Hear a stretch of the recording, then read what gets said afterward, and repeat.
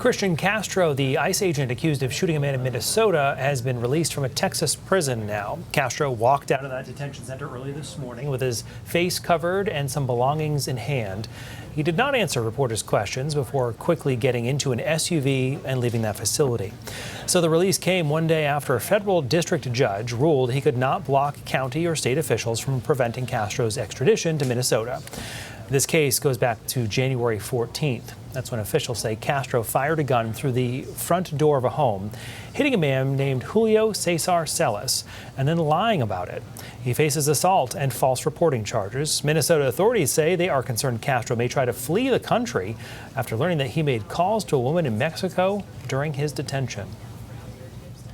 Ratko Mladic, the Bosnian Serb general who orchestrated the deadliest massacres since World War II during the Balkan Wars, has died. He was 84 years old. Serbian public broadcaster RTS carried the news, which was confirmed to Reuters by his lawyer.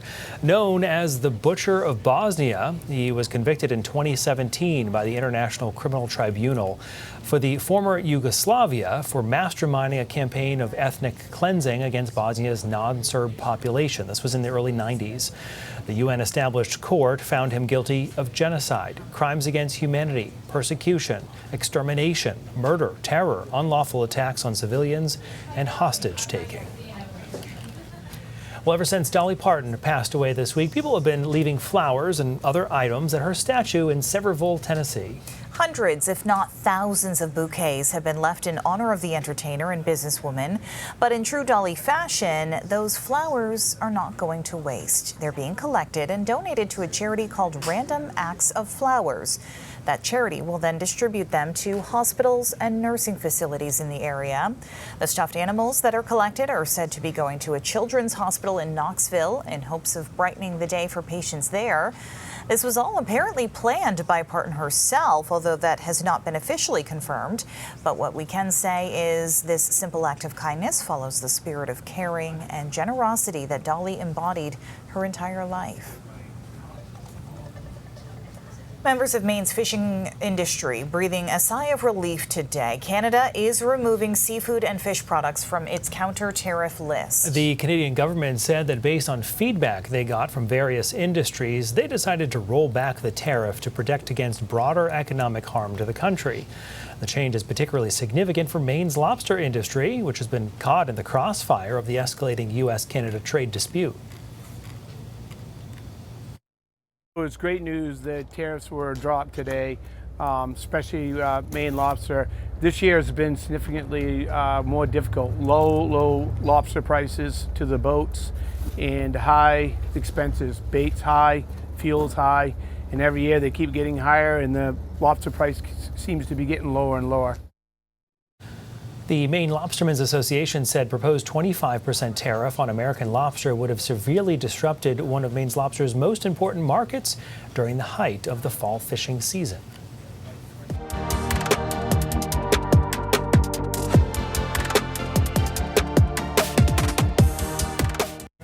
A group of Maine nurses gathered outside the Portland office of Senator Susan Collins today. They are protesting the donations she receives from Palantir executives. The AI tech company has been in the spotlight lately for its contracts with immigration and customs enforcement.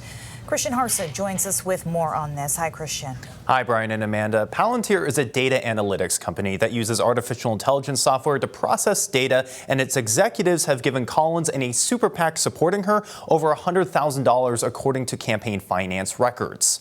Those donations are what brought Maine's nurses to downtown Portland, where they blocked traffic for 10 minutes and pasted letters from children they say are in ICE custody to the front door of the building Collins' office is in.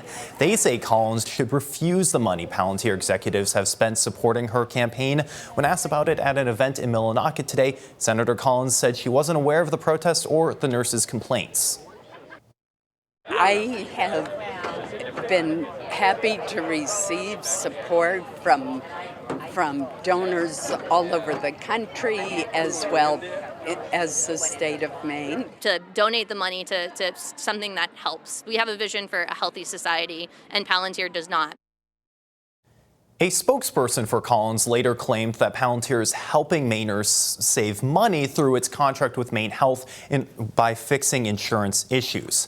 Now, for context, the roughly $113,000 Palantir executives have donated to Collins' campaign in the Pine Tree Results PAC represents a very small fraction of what those two entities have received in recent years, representing just less than 1/3%. I'll have more later on this at 5 p.m. Brian and Amanda. Christian Harso with today's developments. Thank you, Christian. State legislators, healthcare providers, and community members are all meeting in Augusta to discuss the future of maternal care centers in our state. It comes as birthing units like Maine Health's Miles Delivery Center in Damariscotta are closing. Today, Maine Health and members of DHHS shared how dwindling birth rates and the inability to attract specialty healthcare workers have been the main contributing factors to these decisions. Legislators and several community members argue the state needs to look at funding programs to promote specialty care providers moving to Maine. We have to adapt our systems to accommodate the lifestyles of the physicians who are now coming out of school in the lives that they want to live with their families. And that's sort of a dynamic that hasn't been addressed and I think is putting pressure on the system. But recruiting more doctors is certainly something that we have to look at as a state and especially in our rural parts of our state.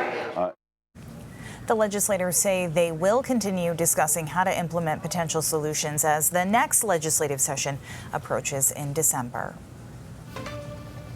Tracking some breaking news right now out of Oldtown. There's a lot of police activity in the area. Police aren't sharing much information about what they are dealing with, but according to the town of Orono, officers from that town are assisting Oldtown police and state police. Penobscot County dispatchers say because of the police activity, there are detours in place on parts of Stillwater Avenue. We have a crew on the way to the scene. We'll keep you updated as we learn more.